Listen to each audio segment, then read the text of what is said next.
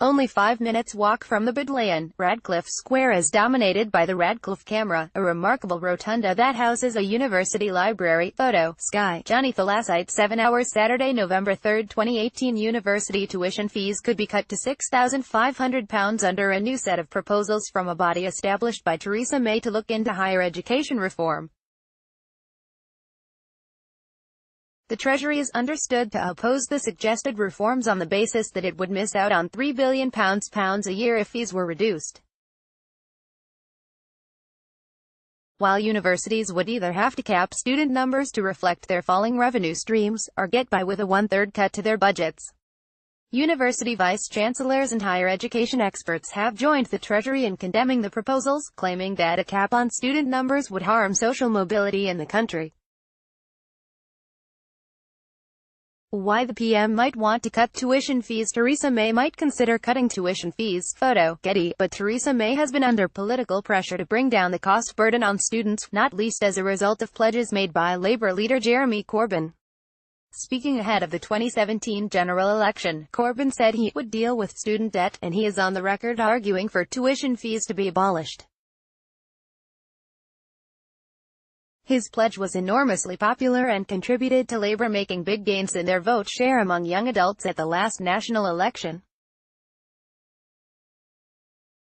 Now the Prime Minister has ordered the review of post-18 education in order to win back votes from younger people. What could be in the review? The review was led by former equities broker, Philip Auger, and its final report will be brought to the Department of Education in January, 1 year after work on it began. An early draft has suggested that fees should be between £6,500 minus £7,500, with the Treasury subsidising the drop-off from £9,000. One senior figure called the belief that Chancellor Philip Hammond would agree to such a move naive, and several university sources have made clear they believe that the proposals would be a step backwards for our higher education system. Top Tories have also previously argued that any reduction in tuition fees would hit poorer students hardest. At the moment, poorer students do not pay back their full student debts, and universities are compelled to spend a certain amount of income on widening participation schemes. It is not clear if EU students would have to pay international student rates under a new system, with Britain's departure from the EU scheduled for March 2019. International students pay anything from £9,000 to £35,000 to study in Britain depending on the course, and the average international student will pay £12,000 per year for their education. What the experts say, vice-chancellors are also thought to fear that if their funding becomes a Treasury issue they will have to compete for money with schools and nurseries, leading to cuts. One source added, if it became a choice between dying babies and medieval French, universities would miss out on vital cash.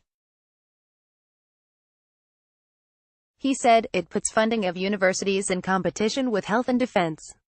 Over time it would be insane to think we would keep all that. They would have to do something to limit the cost to the public purse, so that would lead to number controls. How do you do a 5-year forecast if you don't know how many students there are? The Chancellor, Philip Hammond, is thought to oppose the move. Photo, Getty. With current revenue streams, universities generate £9.5 billion per year, and that is forecast to rise to £14 billion in the next 5 years due to rising student numbers. A government advisor said, I'd be perturbed if the Treasury was supposed to make up the shortfall. When universities are up against other departments they tend to lose out. That's why tuition fees were introduced in the first place. But a senior university source sounded a note of caution about the reforms. He said, I'd be really surprised if what we're seeing is the final recommendation. It's the start of the process. The thing about tuition fees is that all the alternatives are worse. Tony Blair introduced tuition fees as PM. Photo, PA. Tony Blair introduced tuition fees with a pledge in 1999 to send half of Britain's youngsters to university. Tim Bradshaw, who is chief executive of the Russell Group for Leading Universities, said, reducing funding for teaching would impact directly on the student experience, leading to higher student-to-staff ratios, less hands-on lab and practical work, and student services stretched past breaking point. If these reports are correct, students, parents and universities will need a cast-iron guarantee from government that it will introduce teaching grants to fully cover the shortfall and meet future demand. Alistair Jarvis, who runs the body that represents vice-chancellors at UK universities, said, a fees cut might grab the headlines but would leave a serious funding gap. A Department of Education spokesman said, people are rightly concerned about value for money, that's why we're reforming the system to make it fairer. We have already increased the repayment threshold for graduates and are open-minded in our approach. More on news.